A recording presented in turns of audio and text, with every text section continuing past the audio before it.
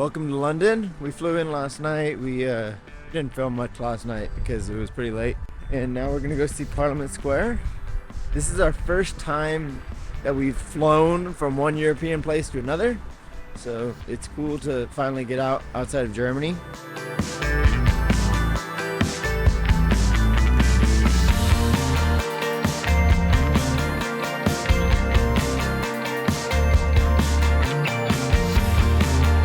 So just getting the Oyster card was very confusing. It was not very clear which one I should go for, given that we're only here for about 4 days.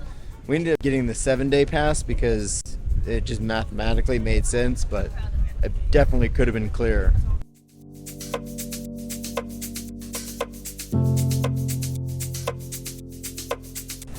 I don't know if I just don't remember, but I do not remember the train being so loud. It was super loud, and the doors opened and closed really quickly, which is kind of scary when they randomly close.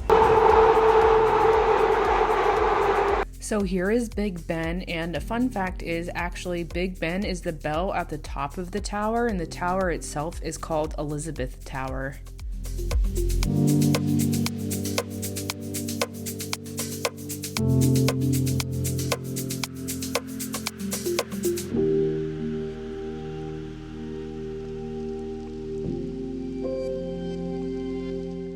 So this is Westminster Abbey.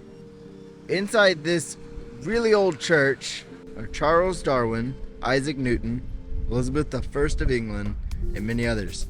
It was opened in 1269, and it's in the same area as a whole bunch of other really cool buildings. So this is Westminster Palace. It's under a bit of construction, as you can see. We ended up buying a city pass that included a lot of excursions, and one of them was Westminster Abbey, so we decided to go ahead and go inside.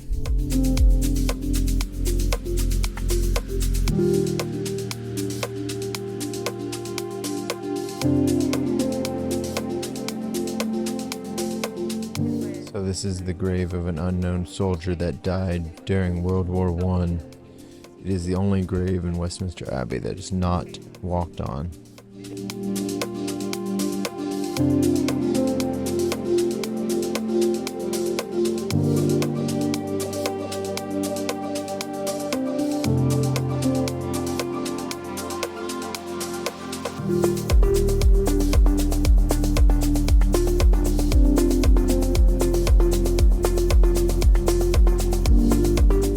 This is Queen Elizabeth I's burial tomb.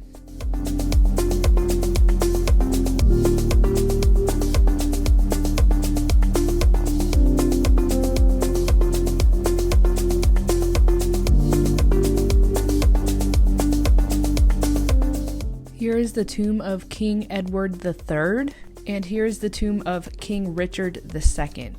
This is the poet corner. A lot of these people are just commemorated here, not actually buried, but a few of them are buried here.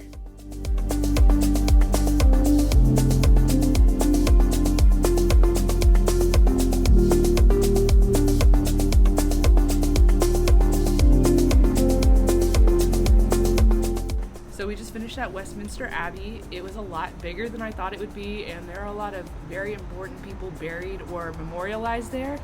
And now we are going to head to Buckingham Palace.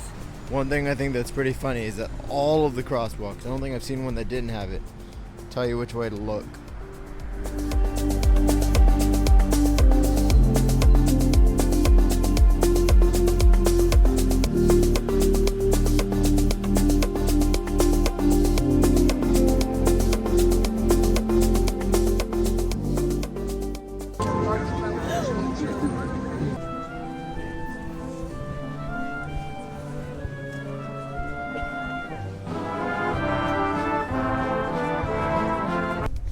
So we just left Buckingham Palace. It's right over there. All these gates and stuff are for the London Marathon, which is apparently this weekend. But all the gates also meant that everyone was compressed at Buckingham Palace, and they were giving very unclear instructions. But now we're gonna walk back to the bridges and see some of the attractions over there.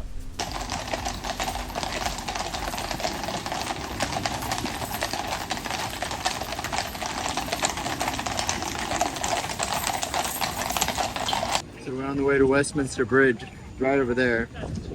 But my phone has decided to freeze up. It's not dead. It was at 60% last I saw. For a while, it was still connected to my watch. So we might have to go run by an Apple store. So I was able to figure out how to fix Steven's phone. I just Googled it, and the first thing that came up was how to fix a iPhone 6 or an iPhone 7. But when I actually opened the page and scrolled to the top, it told me how to update or fix the newer iPhones. So that's how we did it without having to go all the way to the Apple store.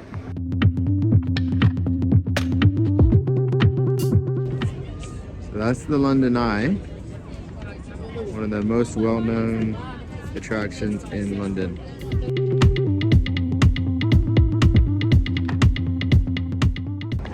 Well, some may see this and be like, oh, you're going to the London Eye. Not quite. We came down here to come see Shrek's Adventure. The audio messed up here, but we didn't end up going inside of Shrek's Adventure. It looks like it was more for little kids, but we did go into the gift shop and bought a couple of souvenirs. One of them is Shrek climbing Big Ben, and the other one is our first Christmas decoration for our apartment here in Germany, and it is Gingy the Gingerbread Man. And now we're gonna go try this London Dungeon thing. Hey, so we just got done with the London Dungeon. It was actually a really cool experience. It was kind of scary at parts because it was like pitch black and there were a lot of people like jumping in front of you. They didn't touch you or anything, but they definitely got close. It was definitely worth the money, and now we're gonna go explore a little bit more before our dinner reservation's in about 4 hours. So let's go. I bet the wind noise here is amazing. Now we're heading to a pub on the other side of the river.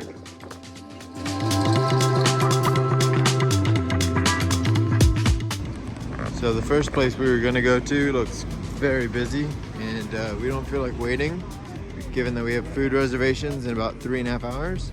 So we're gonna keep walking and see if we can find something else to eat. We're just looking for a little snack.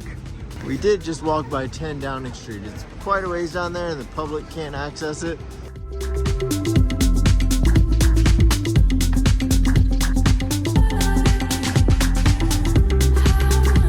This is Whitehall, and it is recognized as the center of the government of the United Kingdom.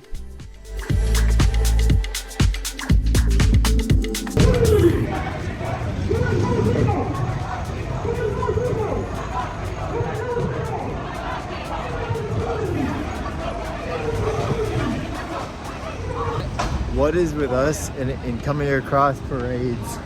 I think like our last 2 or 3 trips, when we were in Denver, when we were in, what was the last place?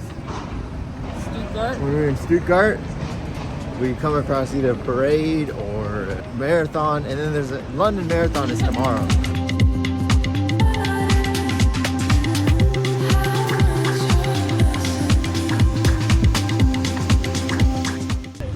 So now that we got some food in us, we're gonna keep exploring. We'll go up north, go to Piccadilly, and then head back to the apartment and get ready for dinner.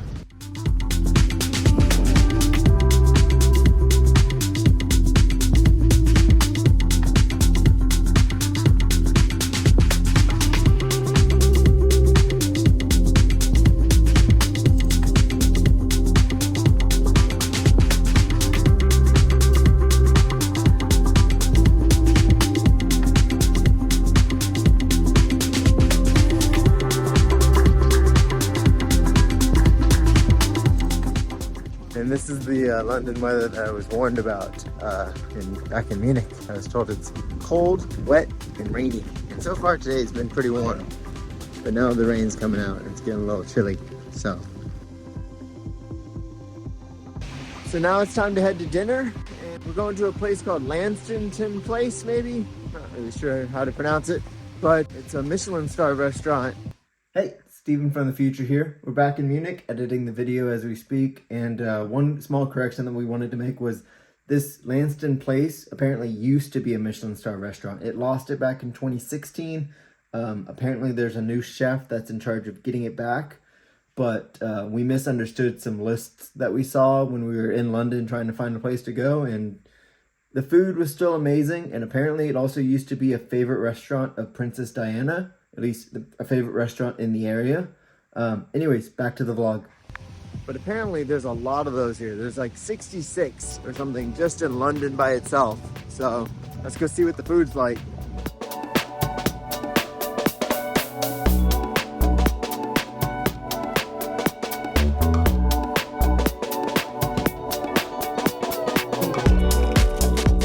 So this restaurant has this little board thing where you basically take out what you want. I think what we're gonna end up doing is just chef's tasting, but I'm not 100% sure. But you basically leave out what you want out of the main, out of the appetizer, and out of the dessert. Here's a description that was on the table when we walked in. Pause if you want to read it. Beef tartare tacos with caviar.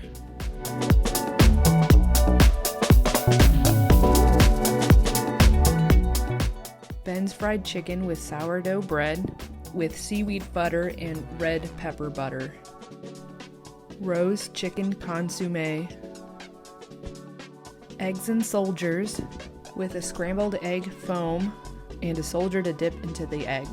Slow cooked char grilled celeria with mint oil and a Parmesan pearl, finished with pecorino. Poached halibut with an oxidized wine sauce and vegetables. Lamb, one with celery on top, with an orange cream puree, and lamb juice with potatoes. Mango coconut with lychee sorbet. Burned peach tart with toasted white chocolate and yogurt sorbet. Raspberry laces with lime and sugar, and miso fudge with passion fruit gel.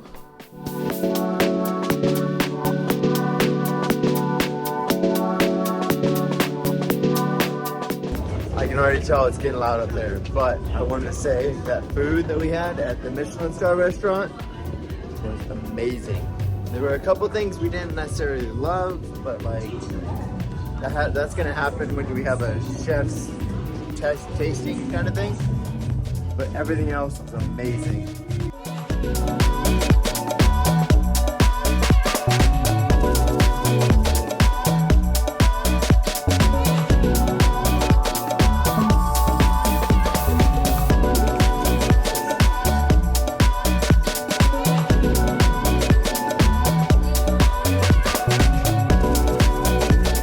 Time to go back to the apartment and get some rest before tomorrow. I think tomorrow's day is gonna be even more jam-packed with tourist attractions and bridges and random things. So catch you later. Bye.